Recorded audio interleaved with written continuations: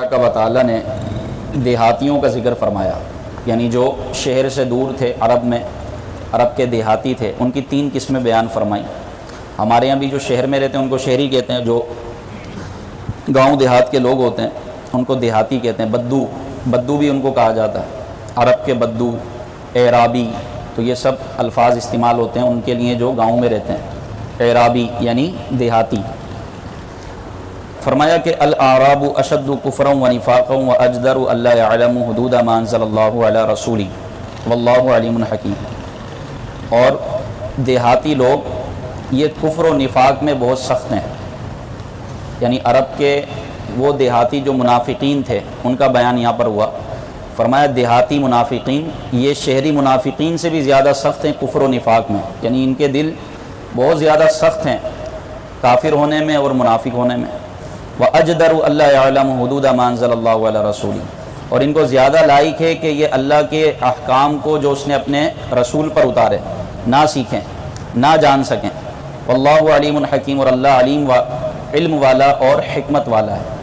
تو یہاں منافقین جو دیہاتوں میں رہتے تھے ان کے بارے میں بیان ہوا کہ ان کے اندر اور زیادہ کفر ہے اور زیادہ نفاق ہے۔ جو شہر میں منافقین ہیں، کفار ہیں، ان کی بنسبت زیادہ شدید ہیں۔ یہ وجہ یہ ہے کہ جو شہری منافقین ہیں، یعنی جو حضور کے مبارک شہر میں رہتے تھے، وہ تو کبھی کبھی مجلس میں حاضر ہوتے تھے اور علم کی مجلس میں بیٹھتے تھے، لیکن یہ تو شہر سے دور ہیں، تو ان کی منافقت اور زیادہ شدید ہے اس وجہ سے کہ ان کو علم کی مجلس میسر نہیں، علماء کی صحبت سے یہ دور ہیں، تو یہ جہالت میں اور بڑھ گئے اور سرکش ہو گئے۔ تو پتہ چلا اس آیت مبارکہ سے کہ جہالت جو ہے نا شدت لے کر آتی ہے۔ جہالت انسان کو شدید کیا بولتے ہیں اس کو، شدت پسند بنا دیتی ہے، شدت پسند بنا دیتی ہے۔ علم جو ہے نا، علم وہ انسان کی شدت کو دور کرتا ہے۔ علم اختلاف لے کر آتا ہے۔ علم اپنے علم کی روشنی میں آپ نے دیکھا ہوگا علماء اختلاف کرتے ہیں، جو وکیل ہوتے ہیں ان کا بھی اختلاف ہوتا ہے، جو ججز ہوتے ہیں ان کا بھی اختلاف ہوتا ہے۔ وجہ یہ کہ علم جو ہے نا، علم اختلاف لے کر آتا ہے، اور وہ اختلاف جو علم کی روشنی میں، دلائل کی روشنی میں ہو، جبکہ جہالت مخالفت لے کر آتی ہے۔ علم اختلاف اور مخالفت میں تھوڑا فرق ہوتا ہے۔ اختلاف رائے کا اختلاف ہوتا ہے، مخالفت ذات کی مخالفت ہوتی ہے۔ تو ہمیشہ علم جو ہوتا ہے نا، علم آپ دیکھتے ہیں نئی نئی تھیوری آتی ہیں، پچھلی تھیوری رد ہو جاتی ہے، نیا سائنسدان آتا ہے، کوئی زیادہ اپنے علم کا ماہر، فن کا ماہر آتا ہے، وہ ایک نئی تھیوری لے کر آتا ہے، ٹھیک ہے۔ تو اختلاف رائے ہو سکتا ہے، یہ علم کی وجہ سے ہوتا ہے، کیونکہ علم سمندر ہے، جو جتنا زیادہ غوطہ لگائے گا اس کو اتنے موتی ملیں گے۔ تو علم ہمیشہ یہ یاد رکھیے گا، بڑے سنہری جملے ہیں یہ، علم ہمیشہ اختلاف لے کر آئے گا۔ امام اعظم، امام شافعی، امام مالک، امام احمد بن حنبل، یہ چاروں امام ہیں، آپس میں اختلاف ہے، لیکن وہ اختلاف مخالفت والا نہیں ہے، علم کی روشنی میں اختلاف رائے۔ وہ کیسا اختلاف ہے؟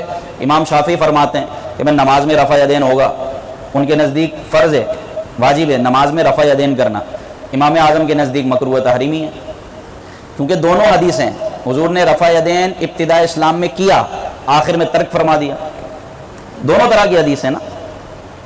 امام شافعی فرماتے ہیں وضو میں نیت کرنا شرط ہے، اگر نیت نہیں کریں گے وضو ہی نہیں ہوگا، جبکہ امام اعظم کے نزدیک نیت وضو میں کرنا شرط نہیں۔ یہ بڑے بڑے ائمہ ہیں۔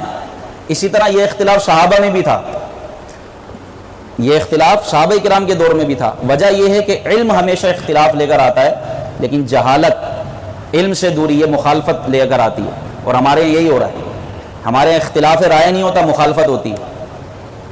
اور ایک گروہ تو ایسا شدت پسند ہے کہ جو پوری دنیا کو مشرک کہتا ہے، بھئی یہ کر لیا تو شرک، یہ کر لیا تو شرک، یہ کر لیا تو شرک۔ تو جہالت شدت لے کر آتی ہے، لیکن جو علم والا ہوتا ہے نا، تو وہ اپنے علم کی روشنی میں اختلاف رائے کرتا ہے، یار میری رائے یہ ہے، باقی یہ آپ کا مسئلہ ہے، آپ کس مسلک، میری رائے یہ ہے۔ تو جو علماء ہوں گے نا، صحیح علماء محتاطین، علماء حقہ کی بات میں کر رہا ہوں، وہ رائے کا اختلاف کریں گے، وہ مخالفت نہیں کریں گے، اس کو کافر کہہ دیا، اس کو مشرک کہہ دیا، اس کو جناب بدعتی کہہ دیا، نہیں۔ علماء حق کا کام ہے اختلاف رائے، بس اپنی رائے کا اختلاف، باقی وہ کسی کو دشمن نہیں جانیں گے، جبکہ وہ ضروریات دین کا منکر نہ ہو، کوئی بندہ کافر نہ ہو، وہ الگ میٹر ہے۔ تو اس آیت مبارکہ سے ان دیہاتیوں اور منافقوں کے بارے میں بتایا کہ جو علم کی مجلس سے ہی دور تھے، اور ان میں جہالت کی وجہ سے اتنی شدت تھی کہ اللہ پاک نے یہ بیان فرمایا کہ وہ اپنی جہالت کی وجہ سے کفر و نفاق میں شدید ہیں۔ پھر دوسرے منافقین، دوسرے دیہاتیوں کا بیان کیا، وَمِنَ الْأَعْرَابِ مَن يَتَّخِذُ مَا يُنْفِقُ مَغْرَمًا وَيَتَرَبَّصُ بِكُمُ الدَّوَائِرَ، اور کچھ دیہاتی وہ ہیں کہ جو خرچ کرتے ہیں اللہ کی راہ میں اس کو ٹیکس اور تاوان سمجھتے ہیں، اس کو کیا سمجھتے ہیں؟ تاوان سمجھتے ہیں۔ وَيَتَرَبَّصُ بِكُمُ الدَّوَائِرَ، اور وہ اس انتظار میں رہتے ہیں کہ مسلمانوں پر کوئی برے دن آئیں، صحابہ کرام پر، مسلمانوں پر کوئی برے دن آئیں، گردش کے دن آئیں، لیکن آگے فرمایا علیہم دائرۃ السوء، حالانکہ گردش کے دن انہی پر ہیں۔ واللہ سمیع علیم، اللہ سننے والا ہے، جاننے والا ہے۔ یہ دوسرا گروہ ہے منافقین کا کہ جو راہ خدا میں خرچ تو کرتے ہیں لیکن برا سمجھتے ہوئے، تاوان سمجھتے ہوئے۔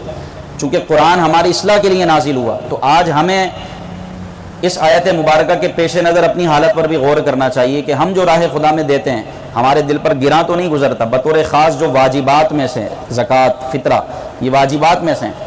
اسی طرح بیوی بچوں کے حقوق جو بندے پر واجب ہیں، بیوی کا نان نفقہ خرچہ اس کو دینا یہ شوہر پر لازم ہے، تو کوئی اس میں کمی تو نہیں کرتا۔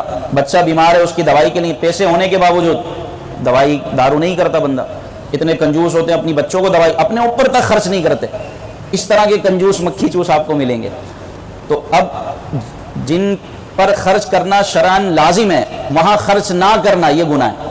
یعنی شریعت نے جہاں پر خرچ کرنا لازم قرار دیا ہے کہ بھئی یہاں خرچ کرو، حقوق ادا کرنے کے لیے، بیوی بچوں کا حق ادا کرنے کے لیے، والدین کا حق ادا کرنے کے لیے، بندے کے پاس مال ہے تو اس کو خرچ کرنے کا حکم ہے۔ اب اگر وہ خرچ نہیں کرتا اور نقصان اٹھا رہا ہے لیکن مال اس کے جیب سے نہیں نکل رہا، وہ خرچ نہیں کر رہا، تو یہ گناہ ہے۔ تو راہ خدا میں دینا بندہ تاوان سمجھے، اس کو گراں سمجھے، تو یہ آیت مبارکہ ان لوگوں کے بارے میں نازل ہوئی اور ان کی برائی کو بیان کیا۔